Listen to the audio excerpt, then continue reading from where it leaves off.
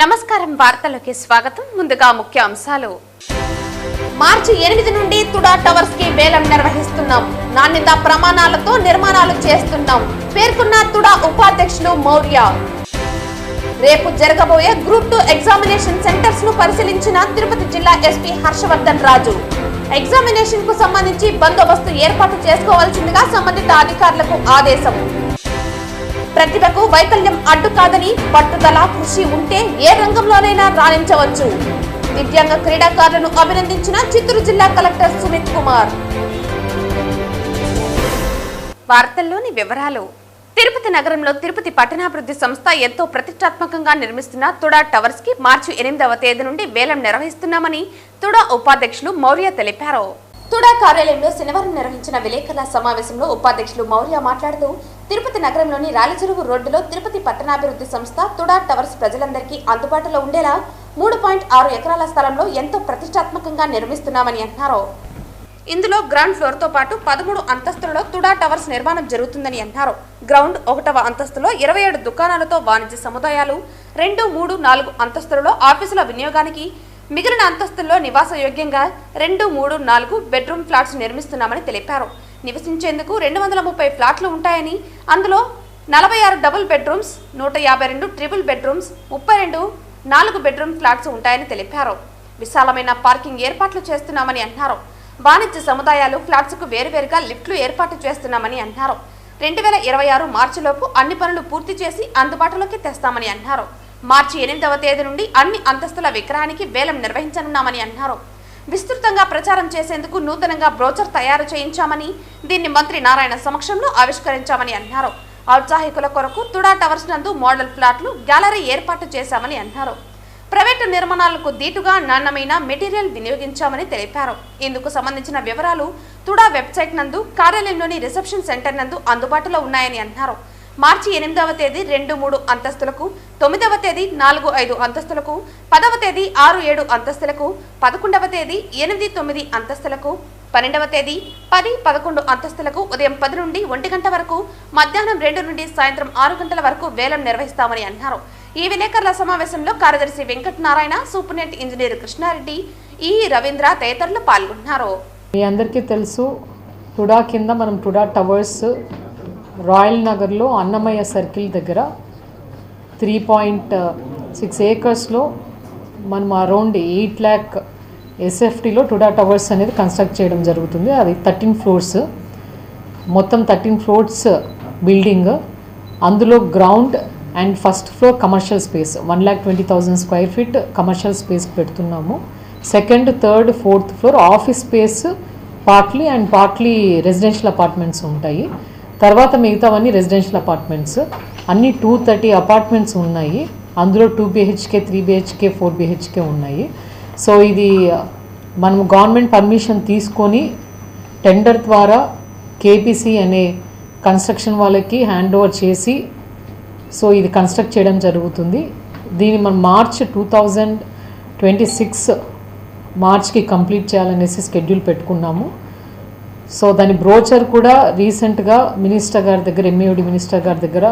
Open చేయడం జరిగింది దీని ఆక్షన్ మనము మార్చ్ 8 నుంచి వెళ్తున్నాం సో ఈ auction schedule payment schedule so ఎంత పేమెంట్ పే చేయాల్సి వస్తుంది ఇవన్నీ కూడా డీటెయిల్గా ఎక్స్ప్లెయిన్ చేస్తాము శ్రీ పద్మావతి మహిళా డిగ్రీ మరియు ఇంటర్మీడియట్ కళాశాల ఎస్వి ఆర్ట్స్ కళాశాలలో రేపు జరిగే గ్రూప్ 2 ఎగ్జామ్ సెంటర్స్ ను తిరుపతి జిల్లా ఎస్పీ హర్షవర్ధన్ రాజు తనిఖీ చేశారు శ్రీ పద్మావతి మహిళా డిగ్రీ మరియు ఇంటర్మీడియట్ కళాశాల ఎస్వి ఆర్ట్స్ కళాశాలలో రేపు జరిగే గ్రూప్ 2 ఎగ్జామ్ సెంటర్ ను తనిఖీ చేయడం జరిగింది ఎగ్జామినేషన్ కి సంబంధించి బందోబస్తు ఏర్పాటు చేసుకోవాల్సిందిగా సంబంధిత అధికారులు ఆదేశించడం జరిగింది గ్రూప్ 2 ఎగ్జామినేషన్ సంబంధించి పరీక్షా కేంద్రానికి దగ్గరగా ఉన్నటువంటి జిరాక్స్ షాప్స్ మరియు నెట్ సెంటర్ ను మూయించాలని సూచించారు తిరుపతిలో 13 సెంటర్లలో గ్రూప్ 2 ఎగ్జామ్స్ జరుగుతాయని దానికి సంబంధించి డిఎఫ్ఎంఎంఎఫ్ సెక్యూరిటీ పరంగా ఏర్పాటు చేయడం జరిగిందని తెలిపారు ఎగ్జామినేషన్ హాజరవుతున్న విద్యార్థులు ఎలక్ట్రానిక్ గ్యాజెట్స్ వాచ్లు మొబైల్ ఫోన్లు ఎలక్ట్రానిక్ సంబంధించిన వస్తువులు ఎవరూ పరీక్షా కేంద్రానికి తీసుకుని రాకూడదని సూచించడం జరిగింది ఈ కార్యక్రమంలో ట్రైనీ ఐపీఎస్ హేమంత్ అదనపు ఎస్పీ పరిపాలన రవి మనోహరాచారి డిఎస్పీ శ్రీలత మరియు సిఐ రామయ్య యూనివర్సిటీ సిబ్బంది తదితరులు పాల్గొన్నారు ప్రతిభకు వైకల్యం అడ్డు కాదని, పట్టుదల కృషి ఉంటే ఏ రంగంలోనైనా రాణించవచ్చునని దివ్యాంగ క్రీడాకారులు నిరూపించారంటూ వారిని చిత్తూరు జిల్లా కలెక్టర్ సుమిత్ కుమార్ అభినందించారు. శనివారం జిల్లా సచివాలయంలోని సమావేశ మందిరం నందు 2025 ఫిబ్రవరి 2 నుండి 6వ తేదీ వరకు గుంటూరు మంగళగిరిలో జరిగిన para sports state level association వారు నిర్వహించిన పోటీలలో బహుమతులు సాధించిన దివ్యాంగ క్రీడాకారులకు జిల్లా కలెక్టర్ మరియు జిల్లా జాయింట్ కలెక్టర్ విద్యాధరి చేతుల మీదుగా ప్రశంసా పత్రాలు, మెమెంటోలు అందుకున్నారు. ఈ సందర్భంగా జిల్లా కలెక్టర్ మాట్లాడుతూ దివ్యాంగ క్రీడాకారులు ఎంతో పట్టుదల, కృషితో ప్రతిభను కనబర్చి రాష్ట్ర స్థాయి పోటీలలో గోల్డ్ మెడల్స్, సిల్వర్ మెడల్ సాధించడం అభినందనీయమని, జాతీయ స్థాయి పోటీలలో కూడా ఇలాగే ఉత్తమ ప్రతిభ కనబర్చి రాణించాలని సూచించారు. దివ్యాంగ క్రీడాకారుల అభ్యర్థన మేరకు 25,000 విలువ చేసే స్పోర్ట్స్ మెటీరియల్ను మరియు వీల్ చైర్ను కూడా అందిస్తామని జిల్లా కలెక్టర్ తెలిపారు. ఈ కార్యక్రమంలో జిల్లా క్రీడల అధికారి Balaji, para sports association president Mohan Babu, kho-kho association president Sharath, సంబంధిత అధికారులు, క్రీడాకారులు పాల్గొన్నారు.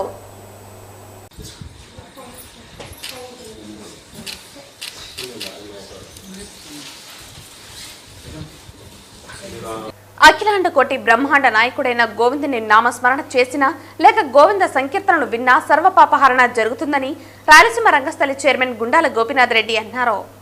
ఆధ్యాత్మిక రాజధాని అయిన తిరుపతి నగరంలో మరింత ఆధ్యాత్మిక శోభను తీసుకురావాలన్న సంకల్పంతో గత ఏడాది కాలంగా భజన మండలి కళాకారులు శ్రీనివాసునికి ఎంతో ప్రీతికరమైన శనివారం రోజున నగర సంకీర్తన చేస్తూ నగరానికి మరింత ఆధ్యాత్మిక శోభను చేకూరుస్తున్నారు. అందులో భాగంగా నేటి శనివారం ఉదయం సాంప్రదాయ దుస్తులతో వాయిద్య, భజన, సంగీత కళాకారులు గోవిందనామ సంకీర్తనను ఆలపించారు. వీరితో స్థానిక ప్రజలు, భక్తులు జత కలిశారు.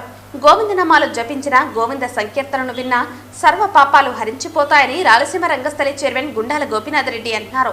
ఈ కార్యక్రమంలో బ్రహ్మానందం, గుండాల గోపీనాథ్, రాజశేఖర్ రెడ్డి, మునినాథరెడ్డి, వాసుదేవరెడ్డి తదితర కళాకారులు పాల్గొన్నారు. నగర సంకీర్తన అనే ఈ కార్యక్రమానికి పెద్దల పూర్వీకులు ఆచారంగా చేస్తూ ఉన్నారు.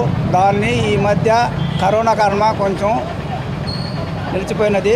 మళ్ళీ ఇప్పుడు నగర సంకీర్తన భక్తిభావం అందరూ కలిసి ఒక ఉమ్మడిగా ఈ భజన కార్యక్రమం వేకోజామున లేసి అందరూ ప్రతి ఒక్కరూ ఈ కార్యక్రమంలో పాల్గొంటున్నారు. ఇలాంటి కార్యక్రమం చాలా ఆనందంగా, ఆహ్లాదకరంగా ఉన్నది. మరియు ఒక చినుకు పడి ఎట్లా ప్రవాహంలాగా, నదిలాగా ప్రవహించిందో అట్లా భక్తులు ఒకరెనక ఒకరు ఇది ఒక మహా ఋతుముగాను ఈ భక్త వర్షము అనే ఒక సార్థకము నగర సంకీర్తన దినదిన అభివృద్ధితో ఇది ముందుకు మరి పెద్దలు దీని ముందుండి అందరూ నడుము కట్టుకొని నడిపిస్తూ ఉన్నారు. మరియు వాళ్ళందరికీ ప్రత్యేక ధన్యవాదాలు. ఓం నమో వెంకటేశాయ నమః. పాల్గొనేందుకు చాలా అదృష్టవంతుడిని నేను. ఈ నగర సంకీర్తన తిరుపతిలో అసలు చాలా మహద్భాగ్యము. ఇది ఎప్పుడో మరుగున పడిపోయినటువంటి కళ దాన్ని ఈ యొక్క నగర సంకీర్తన వెలుగులు తెచ్చిన వారికి ధన్యవాదాలు, కృతజ్ఞతలు. ఈ అందరూ పార్టిసిపేట్ చేయాలని, అందరూ తిరుపతిలో వాసులు ప్రతి ఒక్కరూ రావాలని నేను మనస్ఫూర్తిగా ప్రార్థిస్తున్నాను. ఈ అవకాశం కల్పించేందుకు ధన్యవాదాలు. జిల్లా సహకార కేంద్ర బ్యాంక్ అభివృద్ధిలో భాగంగా కార్యాచరణ ప్రణాళికతో ముందుకు వెళ్లాలని చిత్తూరు జిల్లా కలెక్టర్ సుమిత్ కుమార్ పేర్కొన్నారు. శనివారం జిల్లా సచివాలయంలోని సమావేశ మందిరంలో 2025వ సంవత్సరంను అంతర్జాతీయ సహకార సంవత్సరంగా ప్రకటించిన నేపథ్యంలో జిల్లా సహకార అభివృద్ధి కమిటీ తొలి సమావేశం జిల్లా కలెక్టర్ మరియు చైర్మన్ అధ్యక్షతన జాయింట్ కలెక్టర్ విద్యాధరి, వ్యవసాయ, పశుసంవర్ధక సంబంధిత సభ్యులతో జిల్లా సహకార అధికారి, కన్వీనర్ సెక్రటరీగా తొలి సమావేశం నిర్వహించారు. ఈ సందర్భంగా కలెక్టర్ మాట్లాడుతూ జిల్లా సహకార కేంద్ర బ్యాంక్ అభివృద్ధిలో భాగంగా కార్యాచరణ ప్రణాళికతో ముందుకు వెళదామని, ఇందుకు సంబంధిత శాఖలతో సమన్వయం చేసుకుని పనిచేయాలని ఆదేశించారు. జిల్లాలో ప్రాథమిక వ్యవసాయ పరపతి సంఘాల పనితీరు మరింత మెరుగుపడాలని, తద్వారా అర్హులైన అన్ని వర్గాల ప్రజలకు, రైతులకు మరింత మేలు జరిగేలా పనిచేయాలన్నారు. పారదర్శకంగా అర్హులైన వారికి రుణాలు మంజూరు మరియు రికవరీపై దృష్టి పెట్టాలని అన్నారు.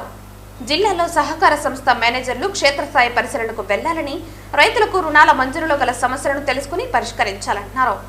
వ్యవసాయ భూమికి సంబంధించి రికార్డులు సరిగా లేని పక్షంలో రుణాలు మంజూరు కావటం లేదని, మండల స్థాయిలో విఆర్ఓ, డిఏఓలు సమన్వయంతో సమస్యకు పరిష్కారం దొరుకుతుందని, అవసరమైతే జిల్లా స్థాయిలో తహసీల్దార్లతో సమీక్షించి చర్యలు తీసుకుంటామన్నారు.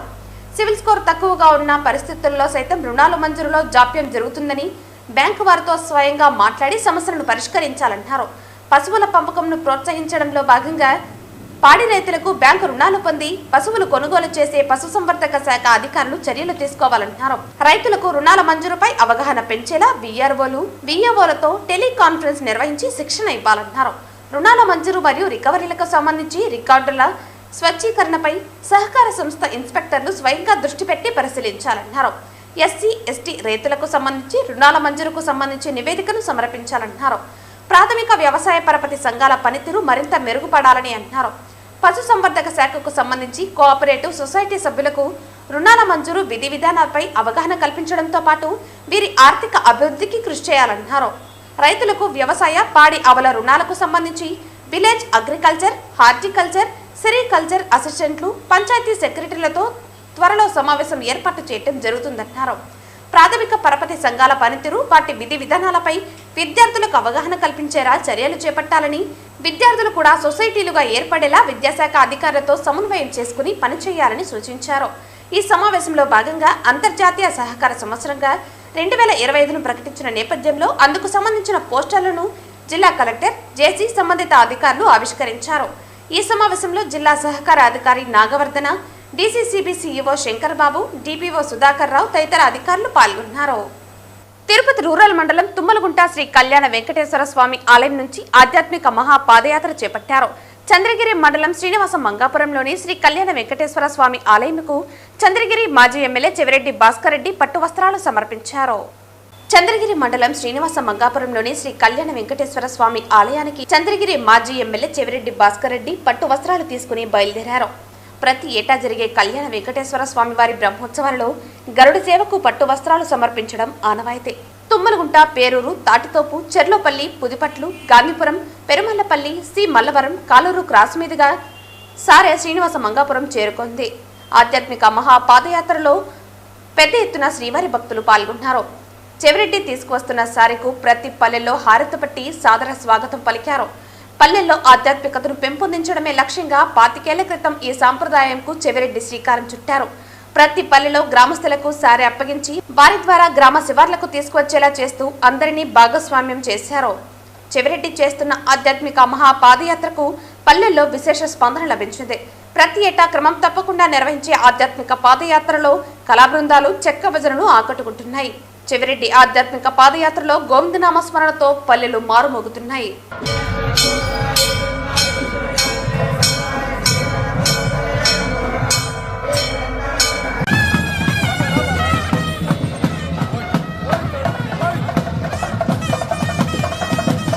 తిరుమల శ్రీ వెంకటేశ్వర స్వామి వారిని మాజీ మంత్రి యనమల రామకృష్ణ దర్శించుకున్నారు.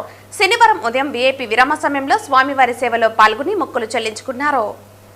దర్శన అనంతరం రంగనాయకుల మండపంలో వేద పండితులు వేద ఆశీర్వచనం అందించగా ఆలయ అధికారులు శ్రీవారి తీర్థ ప్రసాదాలు అందజేసి పట్టు వస్త్రంతో సత్కరించారు. అనంతరం ఆలయం వెలుపల మీడియాతో మాట్లాడుతూ స్వామివారిని దర్శించుకోవటం చాలా సంతోషంగా ఉందన్నారు. నిధుల కొరత వల్ల రాష్ట్రం కష్టాల్లో ఉందని, శ్రీవారి ఆశీస్సులతో రాష్ట్రం సుభిక్షంగా ఉండాలని, ట్యాక్స్ విషయంలో ప్రజలపై భారం మోపమన్నారు. నూతనంగా ఏర్పడ్డ పాలక మండలి, టీటీడీ అధికారులు ప్రభుత్వ సాయంతో టీటీడీలో మార్పులు చేయాలన్నారు. ఖర్చులు తగ్గించుకుంటే భారం తగ్గుతుందని, ఈ విధంగా టీటీడీ అధికారులు మార్పులు చేయాలని తెలిపారు. ఈ రోజున స్వామివారిని దర్శించుకోవడానికి అవకాశం వచ్చింది.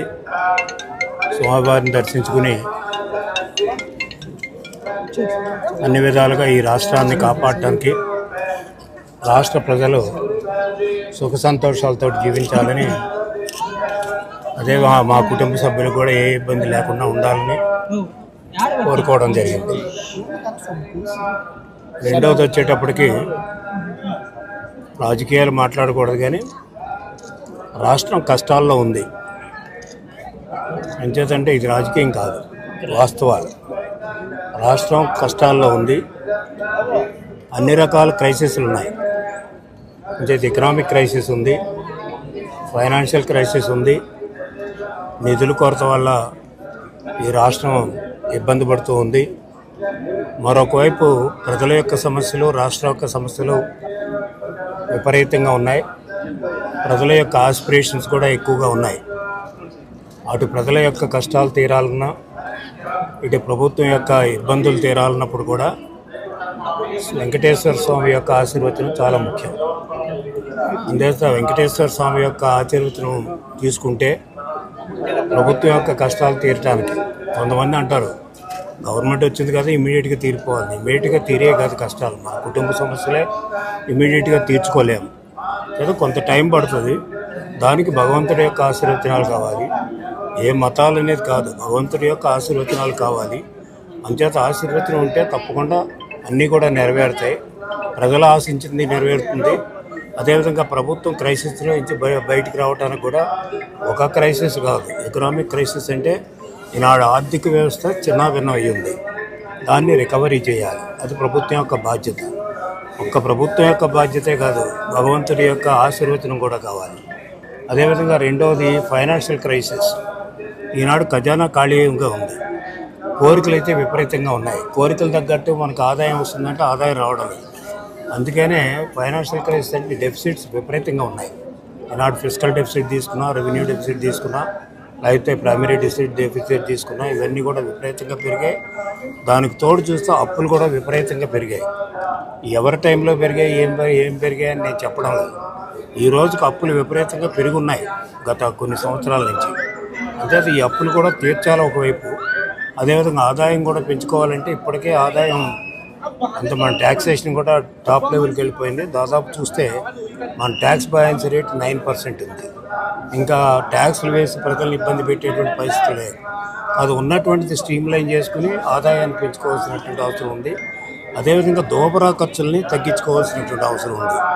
ఇది ప్రభుత్వం చేయవలసినటువంటి బాధ్యత. అంచేత ప్రభుత్వానికి ఇవి చేసుకోవాలి. భగవంతుడి యొక్క ఆశీర్వాదం ఉండాలని మనస్ఫూర్తిగా కోరుకుంటున్నా. ఈ రోజు ఉదయం 7 గంటలకు తిరుపతి ఖాదీ కాలనీ నందు lions club of Tirupati Sri Srinivasa ఆధ్వర్యంలో అనాథలకు ఏ ఆసరా లేని అంగవైకల్యం కల సుమారు 200 మందికి అల్పాహారం, మినరల్ వాటర్ అందజేశారు. ఈ సందర్భంగా lions club of Tirupati Sri Srinivasa అధ్యక్షులు ఆర్కట్ కృష్ణప్రసాద్ మాట్లాడుతూ మానవ సేవయే మాధవ సేవలో భాగంగా తిరుపతిలోని వివిధ కాలనీల్లో గల అనాథలకు, భిక్షగాళ్లకు ఉదయం అల్పాహారం అందజేయడం ఆనందంగా ఉందని పేర్కొన్నారు. Lions club of Tirupati Sri Srinivasa ఆధ్వర్యంలో రాబోయే రోజులలో వినూత్నమైన సేవా కార్యక్రమాలతో పేదవారికి అండగా ఉండేందుకు ప్రయత్నిస్తున్నట్లు తెలిపారు. ఈ కార్యక్రమంలో lions club of Tirupati Sri Srinivasa అధ్యక్షులు ఆర్కాట్ కృష్ణప్రసాద్, కార్యదర్శి జగన్నాథం, సభ్యులు బాచకర్ల రఘు, శాంతి, లోహిత్ తదితరులు పాల్గొన్నారు. వికలాంగులైతేనేమి అందరూ ఫుడ్ లేకుండా రోడ్లపైన తిరుగుతున్నారు. అలాంటి వాళ్ళని గుర్తించి మేము ప్రతి శనివారం తిరుపతిలోని ఖాదీ కాలనీ, శివజ్యోతి నగర్ వీళ్ళందరూ కూడా ఒక చోటు చేరి ప్రతి శనివారం ఉదయాన్నే వాళ్ళకి వాటర్ బాటిళ్ళు, బిస్కెట్లు, టిఫిను ఈ కార్యక్రమం చేస్తున్నాం. ఈ కార్యక్రమానికి మా లయన్స్ క్లబ్ వాళ్ళు కూడా అందరూ ముందుకు వచ్చి తిరుపతిలో ఎవరైతే అనాథులు ఉన్నారో వాళ్ళందరికీ మేము చేదోడు వాదోడుగా ఉంటామని ఈ శ్రీనివాస లయన్స్ క్లబ్ ద్వారాతో మేమందరూ తెలియజేస్తున్నాం. అదేవిధంగా తిరుపతిలో అనాథ శవాలైనా, తిరుపతిలో అనాథులైనా మేమందరూ ముందుండి దగ్గరుండి వాళ్ళకి కావాల్సిన చేయుత ఇచ్చి వాళ్ళకి చేదోడు వాదోడుగా ఈ లయన్స్ క్లబ్ ద్వారాతో తెలియజేస్తున్నాం. ఈరోజు lions club of Tirupati Sri Srinivasa lions club ఆధ్వర్యంలో ఈరోజు మన ఖాదీ కాలనీ నందలి ఇక్కడ అనాథలకు మరియు పేదలకు మేము ఈరోజు అల్పాహార వితరణ చేశాము. ఎందుకంటే చాలామంది తిరుపతిలో తెల్లవారితోనే ఎక్కువ మంది ఆకలితో అలమటిస్తుంటారు. వారికి ఆదుకోవాలనే ఉద్దేశంతో ప్రతి వారం మేము ఇక్కడ అల్పాహార వితరణ చేయడం జరుగుతోంది. ఇక్కడ చాలామంది అనాథలు మరియు పేదవాళ్ళకి లయన్స్ క్లబ్ చేయూతనిస్తుంది. దానిలో ఇది ఒక తార్కాణము.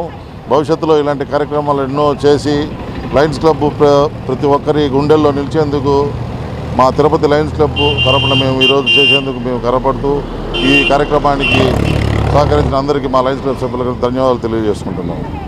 తిరుచనూరు వద్ద గల యోగి మల్లవరం గ్రామంలో వెలసి ఉన్న మహిమాన్వితమైన కామాక్షమ్మ సమేత పరాశేశ్వర స్వామి ఆలయంలో శివరాత్రి మహోత్సవాలను ప్రతి ఏటా కన్నుల పండుగగా నిర్వహిస్తారు.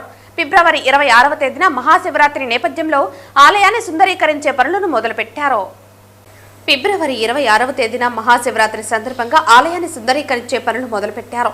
ఈ సందర్భంగా ఆలయ అర్చకులు వినోద్ గురుకుల్ మాట్లాడుతూ ఫిబ్రవరి 26వ తేదీ ఉదయపూర్వం 2:30 ప్రత్యేక అభిషేకంతో శివరాత్రి మహోత్సవాలు ప్రారంభమవుతాయని తెలిపారు.